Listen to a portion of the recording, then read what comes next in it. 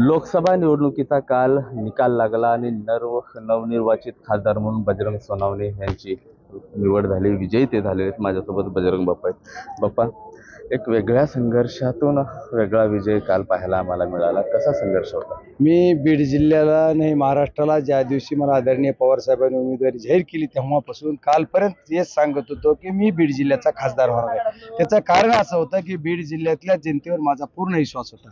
बीड जिल्ह्यातल्या जनतेला यावेळेस बदल करायचा होता आणि तो माझ्या माध्यमातून बीड जिल्ह्याला खासदार पाहायचा होता। त्याच्यामुळे बीड जिल्ह्यातल्या जनतेने माझ्यावर एवढं प्रेम केलंय की बीड जिल्ह्यातल्या जनतेला प्रत्येकाला असं वाटतंय की मीच बजरंग सोनवणे। निवडणूक विकासावर झाली, निवडणूक विकासावरच व्हायला पाहिजे, पण विकास काही केलाच नाही तर विकासावर काय होईल? विकासच नाही। तुम्ही बघा मागच्या 10 वर्षात 25 वर्षात काय काय विकास केला, काय काय दिवे लावले। त्याच्यामुळे हा विकासावर निवडणूक नाही झाली पाहिजे। इथून पुढची निवडणूक मात्र विकासावर करू। रेल्वेचा मुद्दा सगळ्यात मोठा गाजला। तुम्ही सुद्धा म्हणाले मी आता बंद पडलेली जे रेल्वे आहे त्याला इंजन लावून डबे घेऊन मी बीडपर्यंत येईल, कधी स्वप्न पूर्ण होईल? मी असं बोललो नाही, पण मी सांगितलं की रेल्वेचं काम जे मागच्या 15 वर्षापासून झालं ते 100 किलोमीटर राहिलं, झालेलं आता राहिलेलं 150 किलोमीटर करायला आणखी 25 वर्ष लागतील एवढं म्हणलो। त्याच्यामुळे तसं होणार नाही। मी खासदार झाल्यानंतर लवकर केलं सांगितलं। मी पुढच्या निवडणुकीच्या अगोदर रेल्वे परळी टू मुंबई नक्कीच जाईल एवढी व्यवस्था करतो, तशीच दिल्लीला घेऊन जातो। निवडणुकीत एकमेकावरती आरोप झालेले पाहायला मिळाले, तुमचा प्रारब्ध देखील काढण्यात आला होता, मात्र तुम्ही एकदम हास्यामध्ये सगळं हे घेऊन गेले। ज्याच्या त्याच्या उंचीवर ज्याची ती बोलतात, माझी उंची नाही असं ते म्हणत होते, त्याच्यामुळे मी हसत होतो।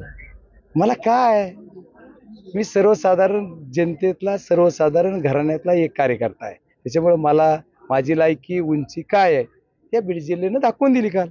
त्याच्यापेक्षा मला काही आरोप प्रत्यारोप बोलायचं नाहीये, कारण बीड जिल्ह्याला कुठवर निवडणुकीतले, पण मी तर म्हणालो सकाळपासून की निवडणुकीतले आरोपावर सोडून द्या। निवडणूक होती, त्याने आरोप केले, त्यांना काय करायचं केलं, त्यांनी सुद्धा आता हसत घ्यावं, विकासावर बोलावं।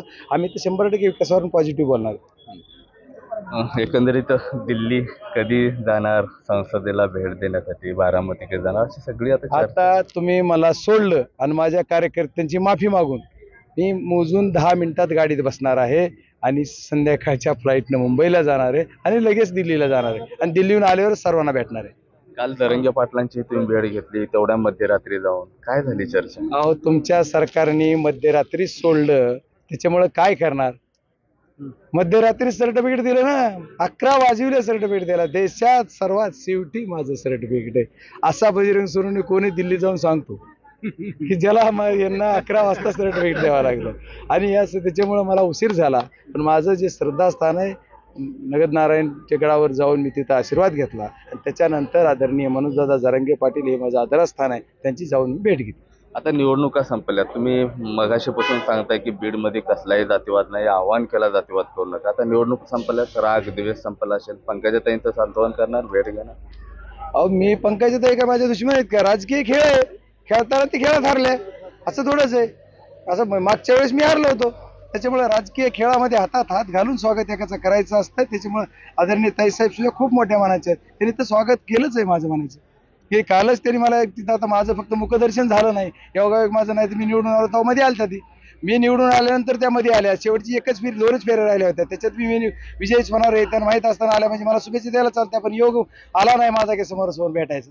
पवार साहेबांची भेट कधी घेणार? अहो, आता सांगितलं मी तुम्हाला, निघालोय पवार साहेबाकडे। मी कोणाकडे जाणार आहे? पवार साहेबाकडे चाललोय, मुंबईत दिल्लीला पवार साहेबाला भेटणार आहे। नक्कीच आता इथून थोड्याच वेळात शरदचंद्र पवार साहेबांकडे ते जाणार असेल ते सांगतात। एकंदरीत बघता आता एक वेगळा उत्साह बीडमध्ये, केजमध्ये पाहायला मिळतोय। कॅमेरा पर्सन हर्षल निकम सह मी महेंद्र कुमार मुधोळकर, TV9 मराठी, केज, बीड।